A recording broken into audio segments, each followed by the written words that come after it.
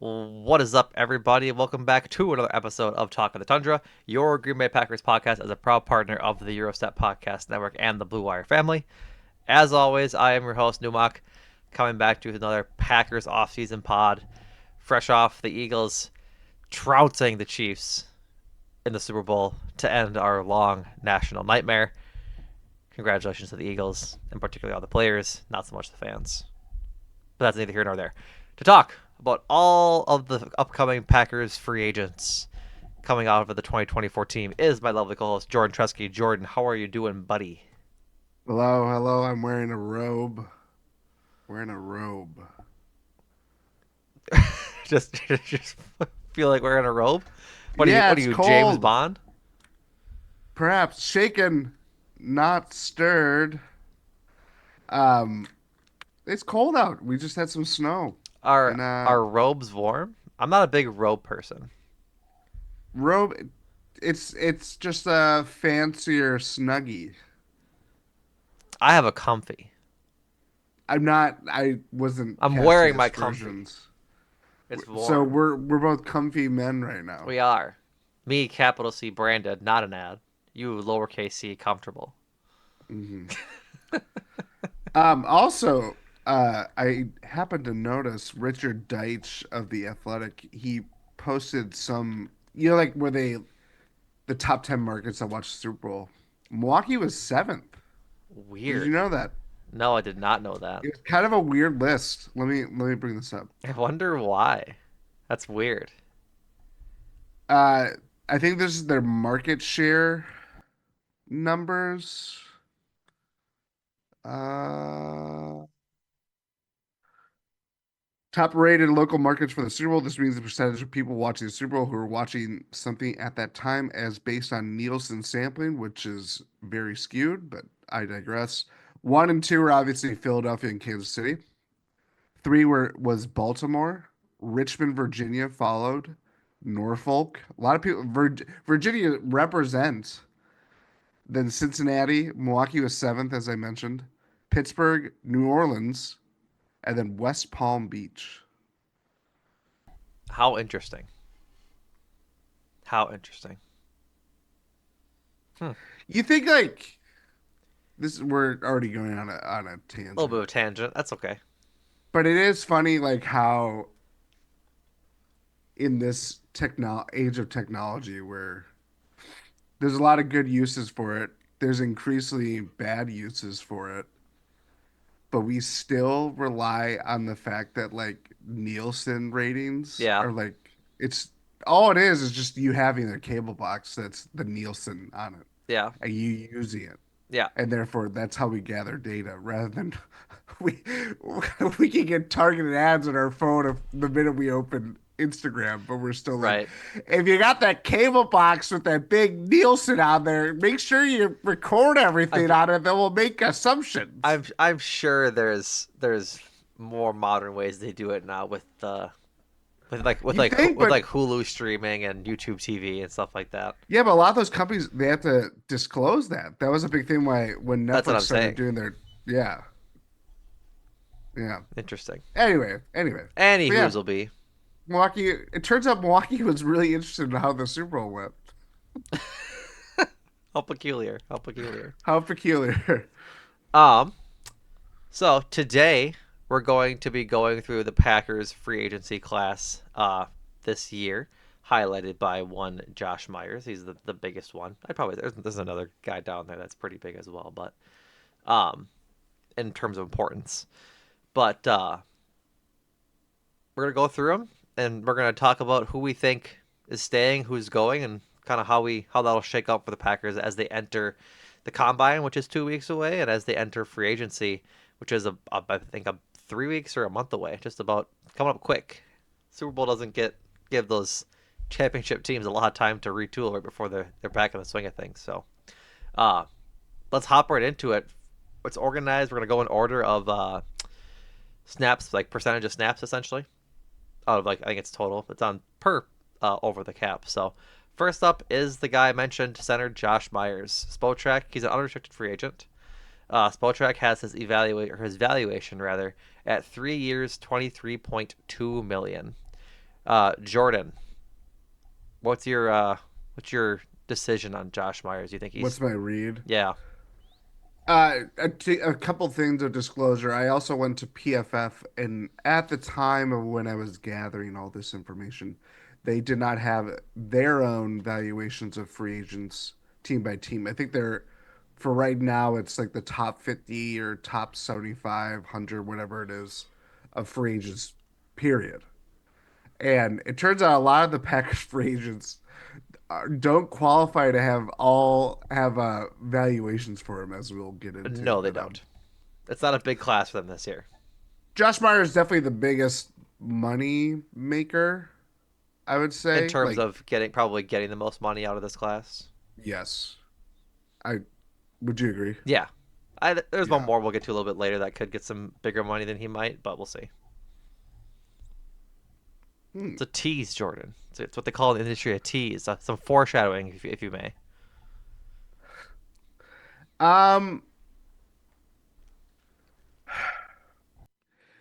Josh Myers is probably a very interesting, if not frustrating, player to consider because I feel like a lot of the last few years we were considerably hard on him.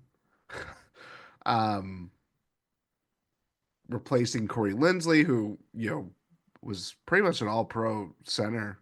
If he didn't qualify for that, he was a very good, stable offensive lineman for many years. He goes to free agency, and the Packers elected not to pay him big money. And honestly, considering that Corey Linsley's already out of the league and retired, a decision that worked out in their benefit. But Josh Myers has always felt like it's like, okay, he's gonna this is his big break. This is gonna be his big moment where he puts it all together, and kind of the inconsistencies or like the things that he struggled against when he's playing against like premier nose tackles or interior defensive linemen. It's a really hard position, and I don't think it's not like any other position on the line as much as we kind of focused on the left tackles protecting the quarterback's blind side. It's like we watched Elton Jenkins for one game this year, and he's literally struggled to snap the ball like multiple times, even in adverse weather conditions. Right. So I think I would err on the side of I would be very willing for him to come back. I think if he came back, I'd be really all for it. It's more of like a recognition of you're not going to get everything you want, like this perfect offensive line. Like Packers offensive line was pretty much improved last year. Like there weren't a lot of things that we could quibble with, and then it just collapsed when it mattered most when Mm-hmm. Elton Jenkins went down. But I do fear that it's going to be one of those things where if a team needs another center, they have more at their disposal and they're willing to poach him away. I mean, I should probably look this up, but I feel like Josh Myers is probably going to get what John Runyon got from the Giants last year, which is I think that was not this. that was just I think that was just a 1 year deal if I'm not mistaken. The Giants gave him right. I'm looking up now. 3 year, $30 million contract. That's insane. Did he even make it out of camp? He did. I feel I okay. Regardless, yeah, that's crazy for him as a player. I think Josh Myers is way better than John Runyon Jr. for what that's worth, but that's neither here nor there for this conversation. Yeah, I'm trying to see like there was any signing bonus or whatever it was, but either way, I think there is going to be a walk away price point that the Packers will be like, well, we have the depth. We feel like we have the depth. We're certainly going to go into the draft with. They have 8 picks this year. I Mm-hmm. think one of those picks will almost certainly be a lineman, just Mm-hmm. a matter of who they retain. But yeah, I think 3 years, 23 million. Like that is the valuation. Like that's not that bad. Mm-mm. No. Um, and you got to keep this intact for Jordan Love, for continuity sake, for Mm-hmm. consistency. Like Mm-hmm. that's pretty big. So yeah, I would say I would be whelmed if Josh Myers came back, but That's crazy because when you said like when you were halfway through it, I was like, you had said that sentence, but used a different word. I was gonna interrupt and say whelmed, like that. whelmed. For that money, I'd be exactly whelmed. I would have no strong feelings about it because I think the biggest thing for Josh Myers this year is that he actually did play well. Like Yeah. it was Josh Myers was the topic of Packers Twitter. What's today? Thursday, Wednesday. He was like the main topic. People were going back and forth and showing off PFF grades and all this stuff. And there was like the PFF crew, people that just rely on numbers and box scores that were saying like he's the like 40th best center in the league apparently or whatever. It was some number that like wasn't starter level essentially. Um, I forget what the number was though. But then just like poor grades, like in the low 70s, mid 60s kind of thing. And then there's like the real ball knowers, as they'll call themselves, that were watching like tape and watching every Josh Myers snap that'll say like, no, he played well. And I think where you and I land is like somewhere in the middle, where he definitely had good games and good reps where he looked like a really good starting center as not top five, top 10, but a serviceable starter that will get a second contract in the NFL as a starter. And then there was other times where he would just get demolished on a run play, or he would let up a sack on like a 4 or 3 man rush where it just didn't look good kind of thing. And so, or let up a pressure rather than a sack, but he just had some of those swings at some of the most inopportune times, and that's just kind of the nature of who Josh Myers is as a center. So much to your point, I think they do stick with them. I think he probably stays for the sole purpose of they don't really have an option I would bet they're comfortable with going into the season unless they really believe in Jordan Morgan to be able to step up and start right away next year. Because you could throw Zach Tom at center, you could just give EJ all of camp to get his abilities at center back under control and not judge him for that one rainy game against Detroit. But they have five linemen that they need to throw out there, and whether that's Walker, Jenkins, Myers, Ryan, and Tom, or you're throwing Jordan Morgan for anywhere on the line, probably still right guard. I don't know how you switch it around to get someone at center, but they it's an interesting like thought process either way. I could see that. I could see him letting him walk or him getting 40 million from a team with money that needs a center, or I could see him coming back. I really don't know, but I think he probably stays. I wouldn't be surprised if it was around that number, maybe a little less, if the Packers want to keep him, Yeah. and maybe even for like I 2 years, not three. The thing too that when we talk about like the Elton Jenkins' versatility again, I know I mentioned his faux pas during his game replacing Josh Myers, but Zach Tom has always been mentioned as like some guy, he's more than capable of playing center. But it's like they've had these players at their disposal and they could make these moves if they wanted to. Right. They hadn't. And it's not like, I mean, for really judging about it, like the Packers have had, I would say, better depth along the offensive line than they did this year because look at what happened when one guy went out. Yeah, they've had better depth in previous years, but they haven't had but this year's depth wasn't good. They were just their five were really good, but Yep. they're And healthy. and healthy, but their 6 through 11 weren't very good. Like, and I think that's harsh on Jordan Morgan and the rest of the crew that just didn't get snaps during that time, right? Like, can you really judge Kadeem Telford for his performance? And what was the other fellow that went out for that came in for EJ that got pulled? I can't remember his name. Oh, Travis Glover. Yeah, Travis Glover. Like, can't really judge him. He's what I think he's a late round, Rookie seventh round pick right? Thrown in from, at yeah, against one of the best the Super Bowl winning pass rush, that's that's the other thing. and so you can't really judge him by that. But they just the 1 through 5 were good, and the 6 through 10 needed improvement. And so I don't really see a reality in which they let him walk without a backup plan in free agency because I would be I'd be wary going into the 2025 season with a starting lineup of the four that exist and Jordan Morgan on there somewhere, solely because we haven't seen Jordan Morgan take that take that position, like that starting position, and grab it and hold on to it, kind of thing. And I so would agree with that. he only had so many starts and got injured. Obviously, that I'm not holding it against him, but he just like if he was as good as Sean Ryan was, they probably would have played him a little more than they did. And Sean Ryan was good this year, so the to Josh Myers' credit too, he is very durable. He played 6 games as center. Is I'm sorry, 6 games his first year, and then hadn't missed a game until that Detroit game this year. And so since his second year starting, he only missed 1 game, which is important for a position like center. You got to have that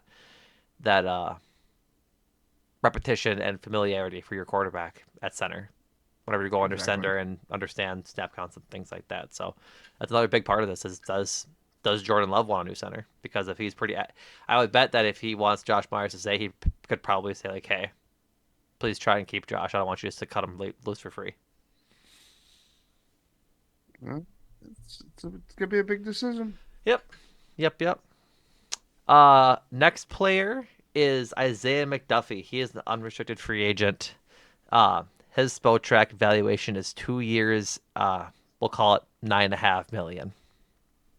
He's a guy I think they could let walk. Not like saying he's bad, but I could see the Packers not trying their hardest to retain him. I have increasingly been on that train. I think the only thing that maybe that the Packers would try to bring him back is his connection to Halfley, and that was a big thing why, Right. he played under him at Boston College, played on played under him when he came to Green Bay. But in terms of just a strict talent evaluation, it's like they have two they have one breakout linebacker already. They have another who injuries and poor timing dampen what was an encouraging season for Quay Walker. Yep. McDuffie just stood out as much as there were some good games like the Dolphins game. He's a very rugged tackler. He gets his nose on the ball. But it's like in pass coverage, he was repeatedly um, targeted, or they knew how to find the cracks of taking advantage of an off ball linebacker. So I think for him, it's like it's a position that you could easily upgrade. How willing are you going to be to do that? Are you going to go again? This is a team that values draft picks, and they're not they've shown, especially under Brian Gutekunst, that they will go back to the well if it means drafting another linebacker for the well, I guess they've drafted different types of linebackers at different positions, but like Edgerrin Cooper last year, Quay Walker obviously the year in 22. They 21. wouldn't be if No, 22. 22, yeah. Yep. They wouldn't be afraid to do it like how how many edge rushers have they taken with premium draft picks, especially over the last 5 years. Yep. So yeah, I just think for him, like his valuation's interesting. I if we're talking about the player, he's a fine NFL player that's going to Mhm. be around for a very long time. But Yeah. I think you could find someone like that gives a little bit more, at least in coverage, than McDuffie does. Yeah. You'd hope so. Um, I think my my take on the situation is that they rostered 5 linebackers on the start, like on the starting 53 man this year. It was Quay, Edgerrin Cooper, Isaiah McDuffie, Eric Wilson, and Tyron Hopper. I think this question probably leans on um, how comfortable Jeff Halfley and the Packers are with Tyron Hopper's development over this past year. If they think he can like start playing some real snaps, some real snaps this year. Maybe they keep Eric Wilson and um, he starts kind of thing, or Tyron Hopper shows out and he's the starter kind of thing. But I could, like I said, I could see them going both ways with a player like Isaiah McDuffie because, like you said, he can be an impact player, but he definitely has his flaws in the passing game. And so if they keep him, they'll have to figure out how to use him better and sort of hide his weaknesses a little more. Or they draft another linebacker with the hopes of developing him further. But Tyron Hopper, Yeah. I believe a fourth round pick last year, um, needs to start showing some improvement so that that succession plan can happen. And so could we just be one of those things where they say let's roll the dice, they let McDuffie walk, let Hopper develop more, see if he can take on that role, and maybe they add a linebacker in free agency. That's like you said, not as big of a get, not some big splashy move, but just someone to plug the gap for now until Hopper either gets there or they need to draft another one. So I think Hmm. my decision is they'll probably let him walk. I think so too. Yep.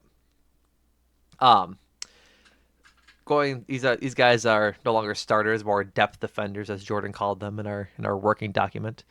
Keeping with um, the linebacker room, Eric Wilson. Spotrac has him valued at 1 year, 1.5 million. I would like to keep him for that number. I think he's a good veteran Yes. backup. Yeah. You need a That's if you he's need a willing to take that vet. number, obviously. But for that number, I want the Packers to keep him. He's kind of established himself as a guy that's going to play 1 year contracts. He's, Yeah, you on this team, he's particularly old. yeah, Um, but someone who has use as a special teamer mm-hmm, and who can elevate himself to Quay Walker's out, you're going to be handling middle linebacker duties. yep, And he's had good games when he's gotten more snaps. It's not like he's been as efficient when he gets 9 snaps and shuts down the Colts in like whatever that game was when Jordan Love was hurt versus when he's playing like 40 to 50 snaps. It's still pretty good. Like it's not perfect, but I think that's where it's like compared to McDuffie, it's like Eric Wilson's a guy that could do almost as much, if not a little bit more than McDuffie, mm-hmm. and you're still like fine. It's not, especially during the regular season. So yeah, I think he's kind of entrenched himself as a guy that's for as long as he's gonna play, he's gonna get kind of more menial contracts compared to others. But I think you just need someone that's willing to play any type of role and provide good leadership because he's always consistently been a captain despite lowly status, I would say. Yeah, I would agree with that. Also, just a reliable guy. He's played over 13 games in every single one of his seasons. He started his career in Minnesota, played all 16 games from 2017 to 2020. In 2014, between Philly and Houston, he played 14. His first year in Green Bay in 2022, he played 13, and then he played in all 17 games his last 2 years. So there's value in being available for, like you said, when Quay goes out, and you can just ready to step up and know the defense and know just how to plug a hole when something goes down like that. Yeah. I forgot to mention it too for Isaiah McDuffie, also another guy that's reliable. 13, 17, 16, 17 in games played in his 4 year NFL career so far. So, like that's the biggest thing where I wonder how they value going forward out of this room is that their backup guys, Isaiah McDuffie and Eric Wilson, are both guys that are can be counted on to be there, as opposed to Yeah. like Quay Walker is I don't want to say oft injured, but he does get banged up a little bit. He's had a concussion. He had his ankle injury last year. Like he's in a lot of plays, so he's going to be getting hurt a little more often, which isn't a bad thing because he's playing well. But those guys are just reliable to be there and guys that know the defense now. And so it's an interesting question to pose. But for Eric Wilson, I'm guessing they'll probably keep him if they keep doing these 1 year contracts, and it'll probably be up to him if I were to guess if he wants to stay or go. Would Yeah, you agree with that? Perfect. I would agree. I would definitely agree with that. Um, Eric Stokes, he's gone. Yeah, I don't think when the Packers it already was going to happen when they decided against picking up his fifth year option. Yep. There's just too much. It's not his fault. It's not his fault that he had multiple injuries, and Yeah. for as promising as he looked as a rookie, he just has failed to even come close to replicating that for extended stretches. Mm-hmm. It's kind of like you get out of the business. Yeah. He just that's just the way it shook out for him. It sucks. It does. But yeah, there's no way the Packers. I'd be shocked, like shocked, if they brought him back in any capacity. Um, Yeah. D lineman T.J. Slayton, his Spotrac evaluation is 1 year, 3.8 million. I'm honestly, I don't want to say good because that seems disrespectful, but I was just scrolling Twitter when I was trying to find um, the Josh Myers context that I talked about earlier, him being the topic of Twitter. And I hope I can find it again. I probably won't be able to, but it was something like the D tackles in this draft are plentiful. There was like I can't find I can't find the tweet now, so I'll just pass it up, I suppose.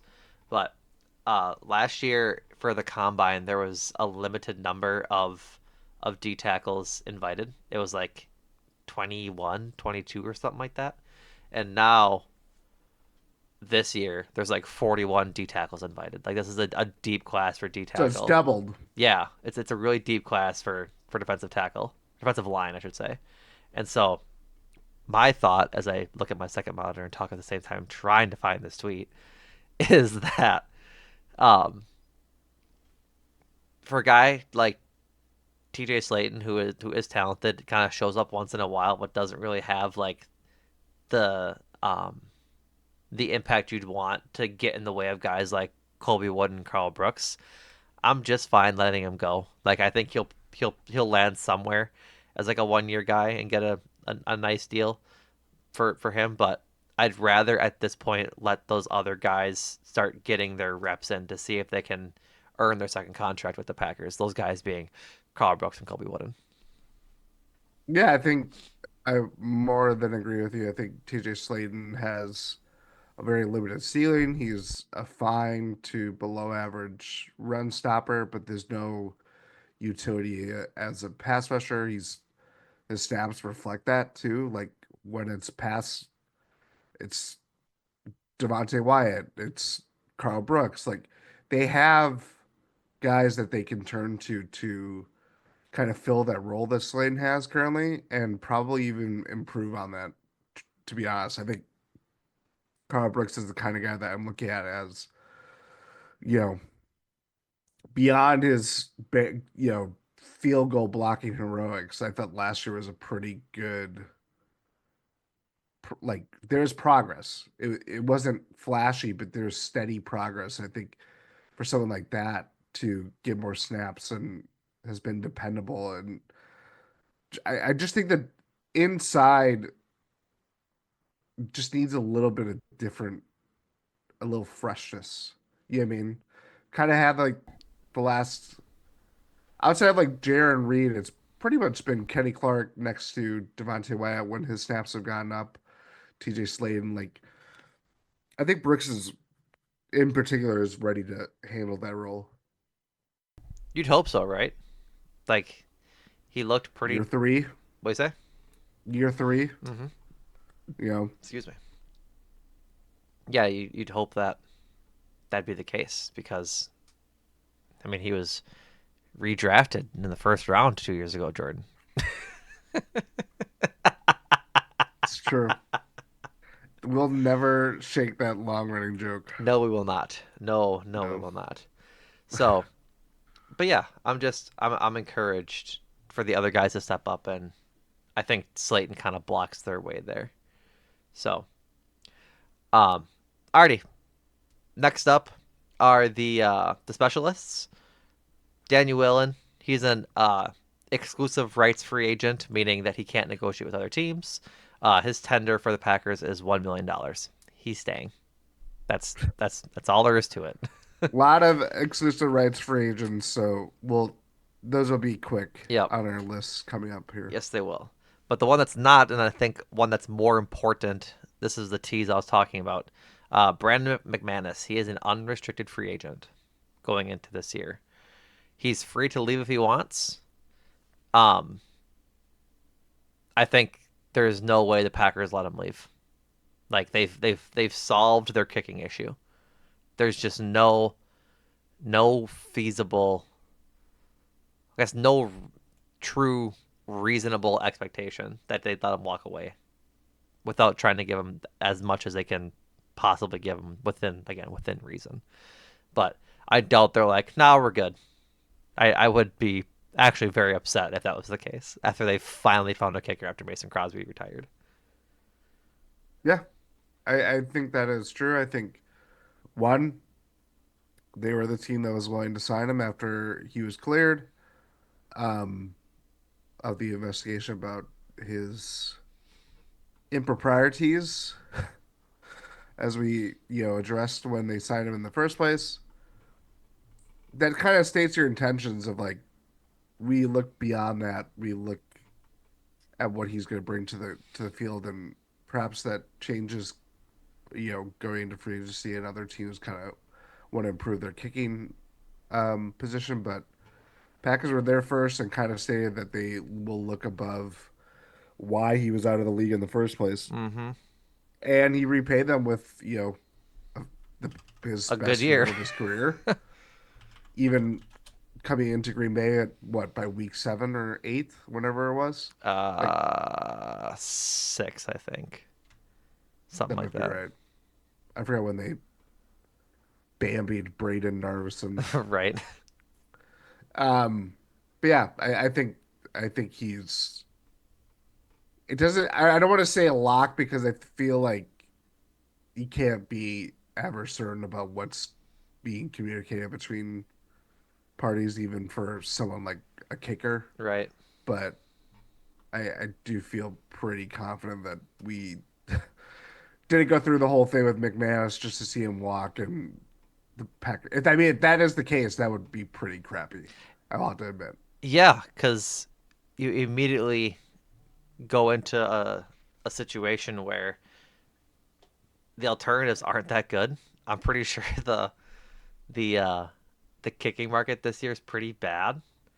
Let me see if I can pull it up quick. Um, over the cap does it weird. Free agent kickers are right now. You have to interrupt me if I name a punter because Daniel Whelan is on this list and he's obviously a punter. Um, Eddie Pinheiro, Brandon McManus.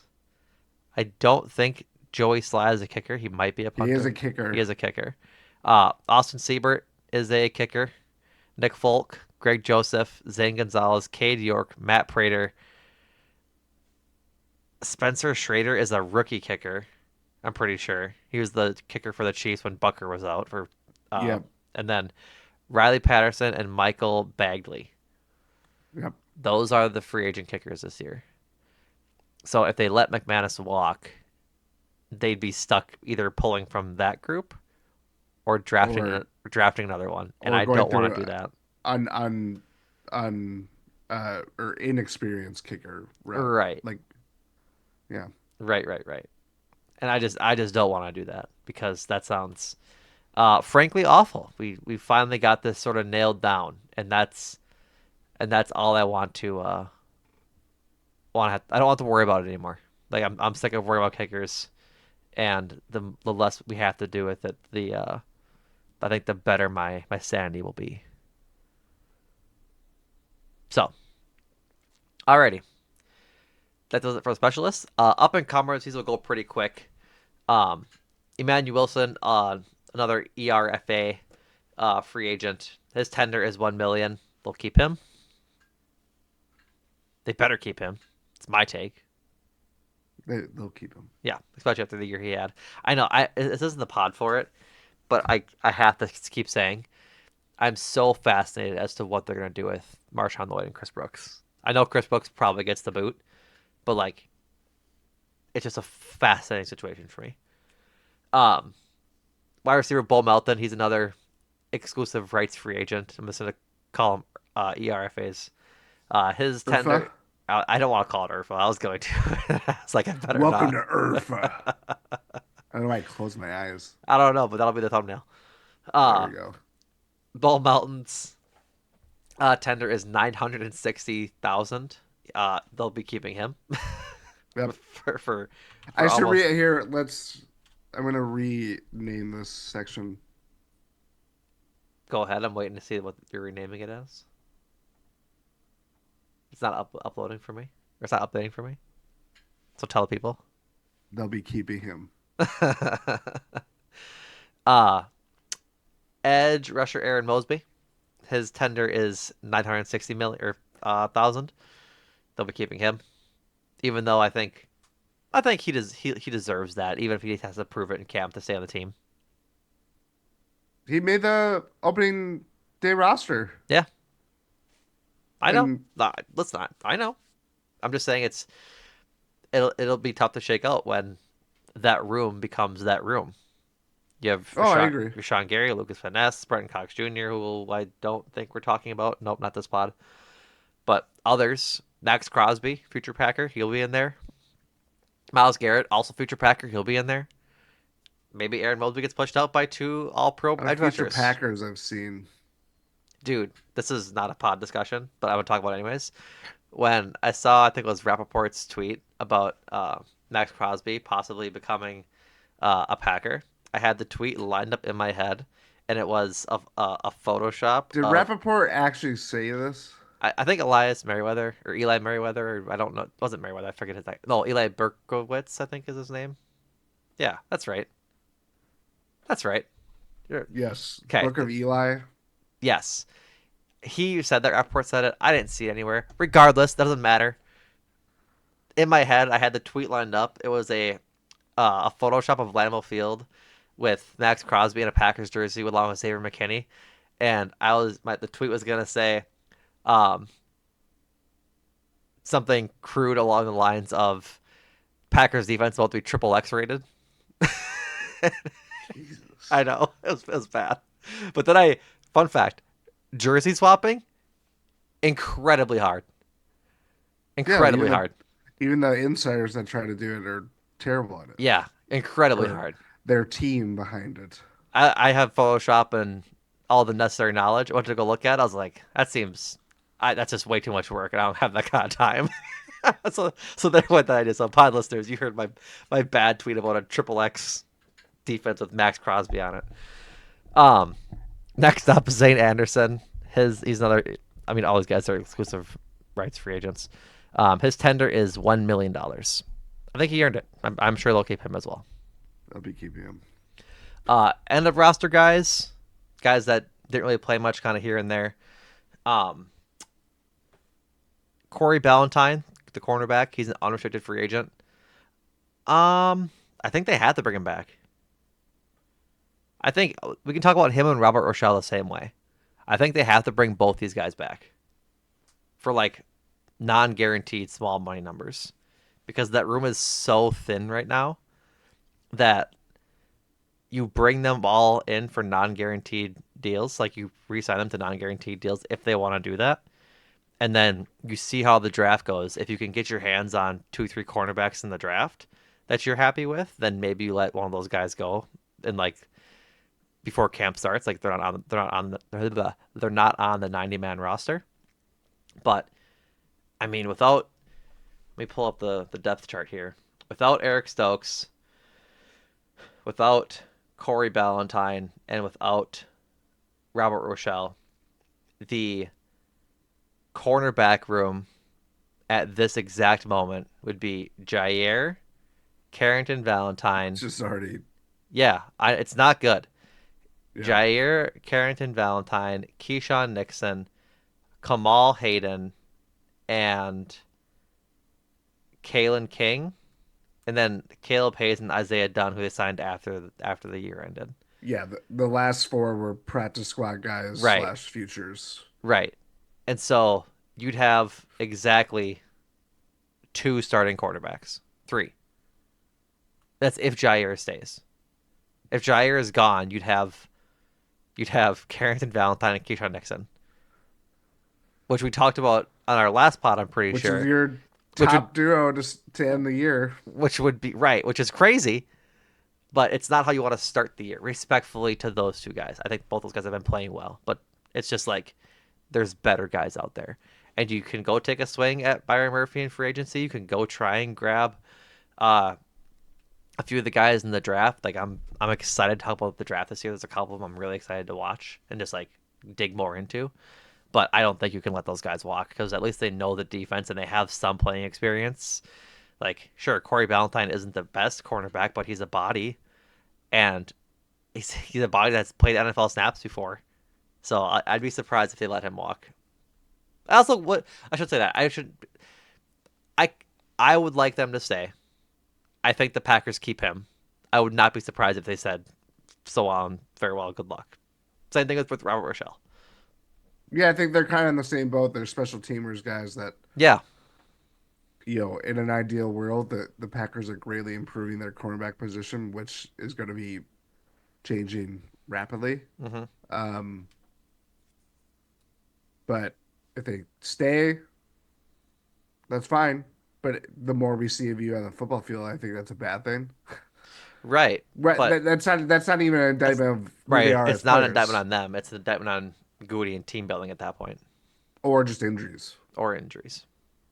Either But or.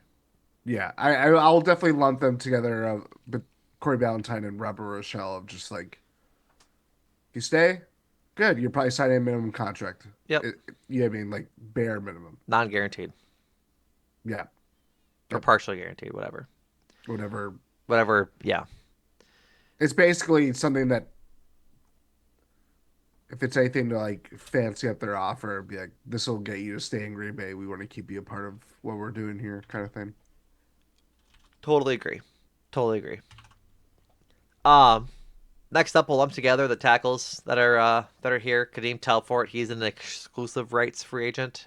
His tender is 960,000.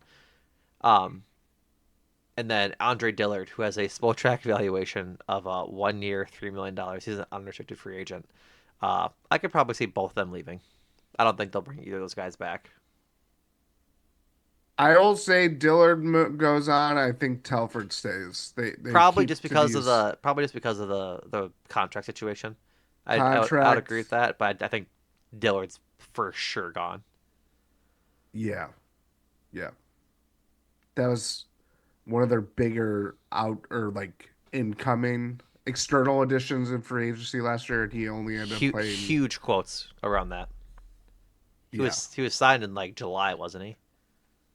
Or it was like around draft time. was it? It was I I, guess it was late in terms of free agency, but it wasn't like yeah, day 2 or 3 free agent guy. But he he. was during the spring. I'm checking PFF to see how many snaps he got. I want to say it was like We didn't give him a grade, so no, I don't think he played much. 13. Yeah, So that is he's definitely gone. not worthy of a grade. I'm also surprised that Spotrac gave him a valuation. Frankly, I think I'm surprised they gave because he him a was a valuation. former first round pick. So, I mean, you say that Eric Stokes didn't get one. That's a good point. Like, It's a very good point. And so Stokes was drafted more recently than he was. So right. So, yeah. last end of the roster guy to talk about is tight end John Fitzpatrick. He's a restricted free agent. They probably think they let him walk, or like they do, I don't know. or they don't match his contract. I mean, they have 3 already. They're gonna draft another one because they're probably worried about Luke Musgrave's development, but they have Kraft, Musgrave, and Sims. Like I think they're just gonna draft another one to be a rookie, and then Yeah, but see how that if you have goes. the again, you can match whatever is coming to them,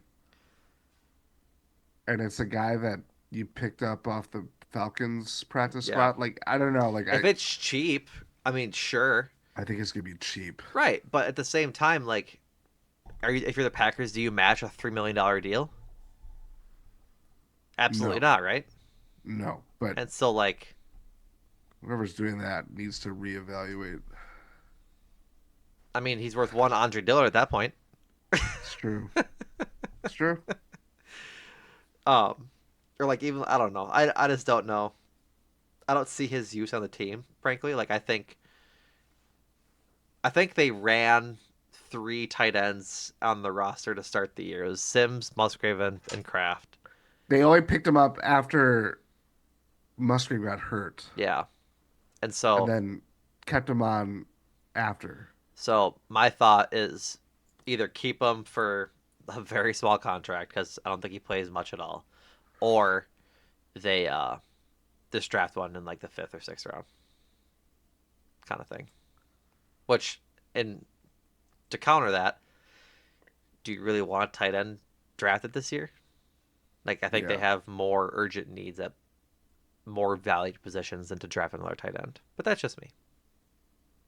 So, No, that's a good point. um, practice squad, injury reserve guys, running back. Um, Elias Merriweather is a street free agent. Jordan, you want to tell the people what that is? Um, so I was trying to find how they determine this. Super confusing. This is from Behind the Steel Curtain. This is the SB Nation Steelers site that breaks up the NFL CBA pretty very simply for the modern fan. Street free agent is any player who was either released by their team or was not under contract the previous season is now considered a street free agent. An SFA does not have to wait until the beginning of the league year in order to sign a contract, and they do not factor into the compensatory formula. So Ellis Merriweather obviously is on the practice squad. I don't believe got elevated at all this year I don't think so. either. So that's why he's among the these names. Yeah. Is it gonna matter? No, Probably not. no, they don't bring it back. Uh, just like they won't bring back tight end Tyler Davis, he's gone, and Yes. and then running back AJ Dillon also gone after his injury settlement, I believe is what it was. So all that being said, that is the free agent list for the Packers. The big thing, I guess. Let's go. We gotta talk about Jair before we do that. Let's talk Jair's cap number before we talk about 50-year options. Uh Jair is a guy that could be gone if that's the case. Um, a pre June 1 cut would be an $18 million in dead money this year in league or like in 2025. Post June 1, he'd have a dead cap amount in 2025 of 7.8 million, and then but they'd save 17 this year, but then they'd have that extra $21 million next year, I believe, to pay him for the rest of his contract because the money's already counted for. Like they have to pay him 18. Actually, it'd be 9 million. My apologies. You have to pay him $18 million, I believe, over the next 2 years. Let me actually pull up a track and see if I can find these numbers more specifically because he's owed the money and it's basically just moving money around of when the Packers want cap space essentially. So if they cut him pre June 1 this year, it looks like he has about a $19 million dead cap money according to Spotrac. Um, and they save $6 million, and then a post June 1 release dead cap in 2025 is 8.3 million, $10 million in dead cap um, in 2026, and they save $17 million in 2025. So it'll all be just how good he wants to structure that money around. I'm still torn on what they do with them. I feel like with how Jair talked after the season, he thinks he's probably gone, and I think the I don't know what the right choice is for the sole purpose of the same conversation we just had about the cornerback room. It's thin. You can't really go into free agency with him. And so you can But you can. I shouldn't say that. That's like I guess the wrong sentiment. I would say you probably can't go into free agency without a contingency plan with him on the roster. Say you go out and you get Byron Murphy and you sign a couple of cornerbacks that you're really happy with. Then you can cut Jair and move the money around how you want, kind of thing. Say you're in a space in a place to do that with your cap. The Packers are, but I feel like cutting him before you even go to free agency is a pretty big gamble, just with the state that this roster is in right now. You'd almost certainly be taking cornerback at in the first round. You'd have to. Yes, you'd be looking at it in free agency. You'd be looking at trades. Um, as much as I will be looking at what that means, because you can't make this decision independent of what you already have on the roster and where how you improve your cornerback room because you just need more depth to begin with. It's the last few years they've been really thin. Jair's injuries have not helped, but because he's making so much money, you've been more reliant on draft picks, undrafted free agents, lower, look at who they ended up with their starting cornerbacks on the outside. Keyshawn Nixon, who was a free agent signing a couple years ago that they extended last offseason to a very team friendly deal like that. People need to look at that, and if he's your CB1, it's not perfect, but it's also like there's a lot of value coming through that particular contract right now. Yep. And then a seventh round pick in 2023 carries a Valentine. Mm-hmm. Stokes' injuries hasn't helped here either, but I just think it's all once you already are like they reintegrate him back into the locker room after really a stormy 2023, and they're like, this is it, we're starting fresh. Mm-hmm. It's a new defense coordinator, which out of anybody I think Jair Alexander was the most happiest to have a change in that department, Yep. and injuries still affected him. It's Mm-hmm. at a certain point he's played so little over the last 3 years. He's making a lot of money. If you look at those, the difference in being a pre-June 1 cut and being a post-June 1 cut benefits the Packers in a very, like, financially. I just think he is done. I don't. It's not even just like I think he could. If I'm making the bet that Jair Alexander is going to be an All Pro, it's like I think the last few years just kind of have shown that that's not what's going to happen. Maybe a change of scenery unlocks him and he gets healthy for a year and can get back to where he was pre-contract because he legitimately was one of the top five cornerbacks of the league. But again, he's a smaller cornerback, very explosive, very very cerebral, but was someone that's very reliant on athleticism. And if all these injuries are already affecting him, how is he? I don't see him aging well. I No. think this is kind of part of the experience at this point when you have to consider that this has just been going on for a very long time. Yeah. I don't think he ages well just because of his injuries. I don't think he ages well just because of his game. Like Jair, for being a very talented cornerback on his rookie deal and when he was younger and was able to be a little bit more physical, was very good. Like he was a consummate pro. The the issue is that I I don't know. This is just anecdotal in my feelings. I don't have like maybe I'm wrong, but Jair, he's a short guy. He's 5'10". Like that's hard to be a 5'10" defender when these all pro receivers are 6'2", 6'3" guys that just are so much bigger than you are because he's not a big muscular guy either. He was No, quick and he's like he was able to hold himself to his own in coverage, but he wasn't like he was a ball hawk. It wasn't like he was this lockdown corner kind of guy. He was just talented. Like that's just what he was. That's to be as kind about it as I can kind of thing. And so I think that hurts him when he as he ages because he's going to lose a step. And if you can't lose a step and be shorter than the guy you're covering, right? And that's just kind of the way it shakes out for Jair. So I don't know what his future of his career looks like, but don't think it's with um, I don't think it's with the Packers. I don't think so either. So alrighty, last topic of the pod, fifth year option decisions.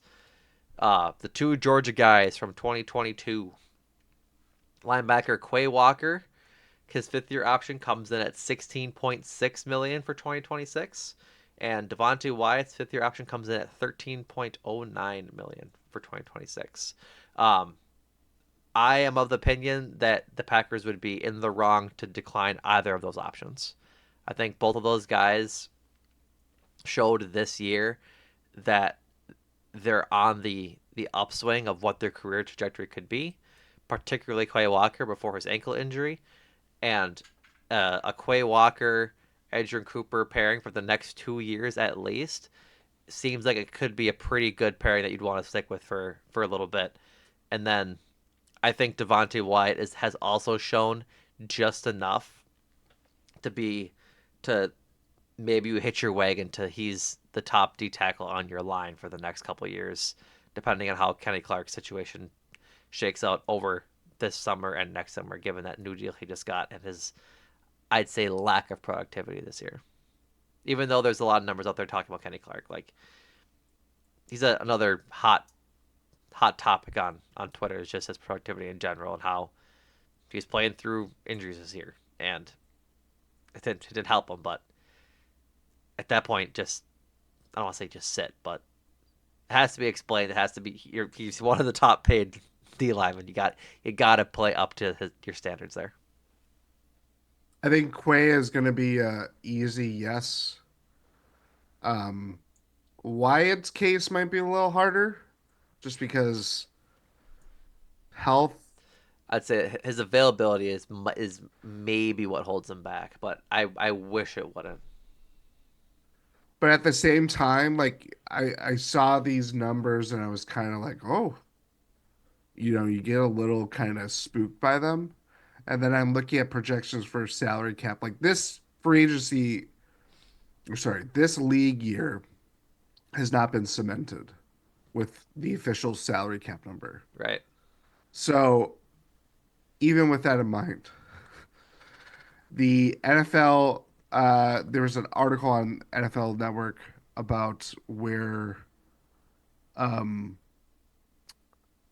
the budgeting is for this year's salary cap. It's between $265 million and $275 million, which would still be a spike. It's just a matter of is it going to be on the lower end, so like a $10 million increase from 255.4 million for this year, or a $20 million increase, which would obviously that right there would cover both their essentially both of their fifth year options. Yeah. That if it was on the more meteor side. Yeah. Um, Well, that's for 2025, right? that's for 2025. So that's exactly my point is that it's going to go higher in 2026. Right? I'm looking over the cap just to see like where they have, you know, kind of estimated, and they're Yeah. saying 290 million. Interesting. So I just don't, unless it's something. I mean, you have to make these decisions this summer, but depending on what they do with their draft picks and what they like out of this draft class, like the Quay is just a slam dunk as much as he can be a frustrating player. Yep. I think Wyatt has a lot more to prove, but if they don't go back to the well and try to improve their defensive line, maybe even look for a Kenny replacement eventually, I just think the because, Kenny replacement is being looked at this draft. I'm serious. Jesus, Well, look at Devontae Wyatt's like projection, right? First round pick wasn't an immediate like hit right away, right? They're probably move on. They'll probably move on from TJ. Oh my, I can't speak. They will probably move on from TJ Slayton, clean the Sladen.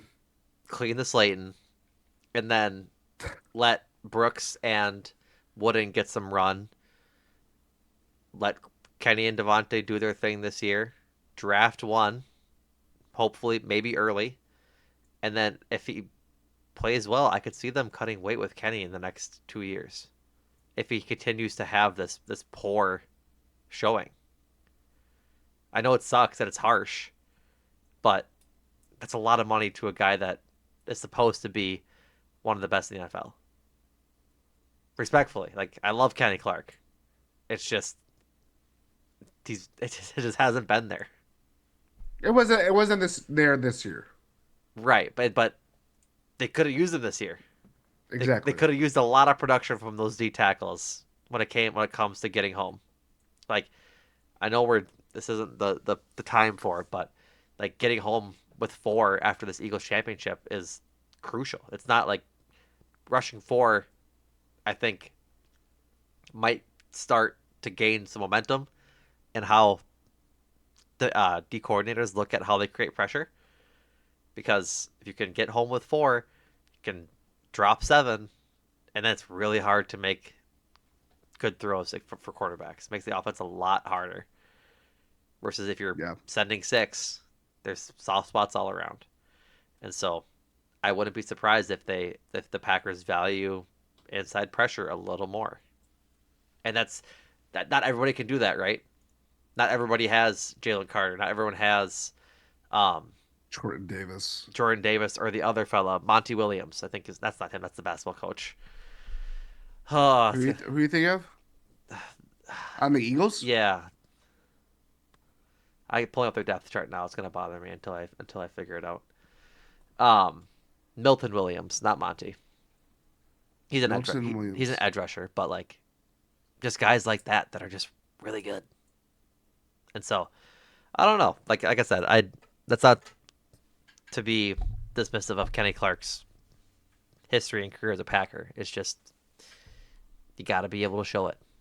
And Yeah, if he repeats his performance next year like he did this year, there'll probably be some hard conversations being had in the Packers front office. absolutely. So I think the Packers will pick up Wyatt's option, to be clear. yeah, me too, me too. But I would not be surprised if they didn't. I would be moderately surprised. That's all I'll say in that. Just because I already said my piece. Yeah. All right, folks. That does it for this week's episode of Talk on the Tundra. Hope you enjoyed our little breakdown of the Packers free agency class. Not too exciting. Turns dancing for you audio listeners. Um, but necessary context for as we head into the combine in a couple of weeks, as well as free agency and a little more after that. So uh, check out all things GSPN at gspn.info.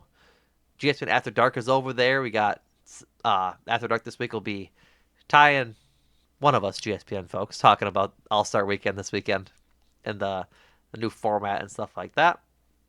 Uh, go subscribe to that. $8 a month to get. New format sucks. It'll be fine.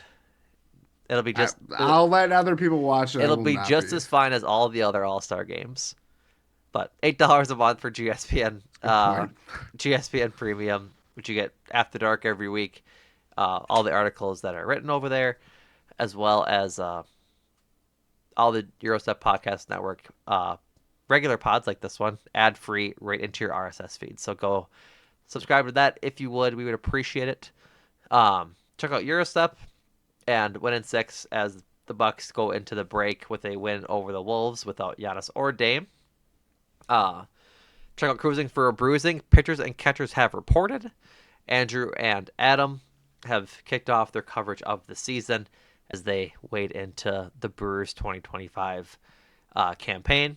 And then Oscar season's among us. Go check out Make Time for This for all the movie pods and stuff like that. So that does it for us, folks. We'll be back in your podcast feeds soon. Thank you so much for listening. And Jordan, thank you. Thank you.